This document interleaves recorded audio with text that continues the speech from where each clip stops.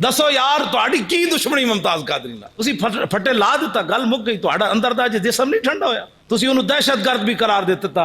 गाजी तनवीर कादरी मैनू खुद खाते च लिखिया, उन्हें क्या पूरी दुनिया की यूरोप दी एजेंसियां बाहर पाया, स्कॉटलैंड की एजेंसियां इस मुंडे नू दहशतगर्द करार दो, लेकिन उतों दी एजेंसियां मेरे बारे भाई गाजी तनवीर कहते लिखिया कि असीं इहनूं दहशतगर्द किवें करार देईए, इहो जिहा जणा तां असां जिंदगी च वेख्या ही कोई नहीं। आशकाने ऊज़ खूबां खूब तर, इकबाल कहता जेड़ा रसूलुल्लाह दा आशिक होवे ना, आशकाने ऊज़ खूबां खूब तर, खुश तरो ज़ेबा तरो महबूब तर। इकबाल कहता जेड़ा रसूलुल्लाह दे उत्ते फिदा हो जावे ना, दुनिया च सोना भी हो जांदा ते महबूब भी हो जांदा।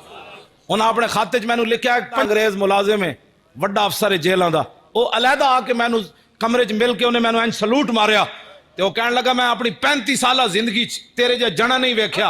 ते दूसरा वह कहता मैं तेन सलूट तां मारिया कि अपने नबी नाल प्यार इंज ही होना चाहिए जिवें तू कीता।